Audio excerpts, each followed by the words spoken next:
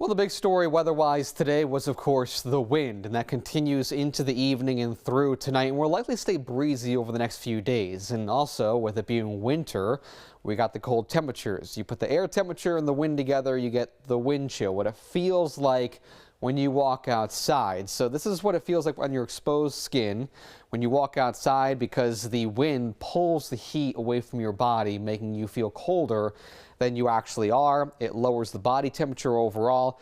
This can lead to frostbite and hypothermia faster than usual because, of course, again, the wind is taking away your body heat. And this affects people and also animals. So not only do you have to keep an eye on yourself, but also your dog, your cat, or any other animals that are just outdoors when it comes to the cold and also the wind. Working for you, I'm 20 Storm Team Meteorologist Chris Bouzakis.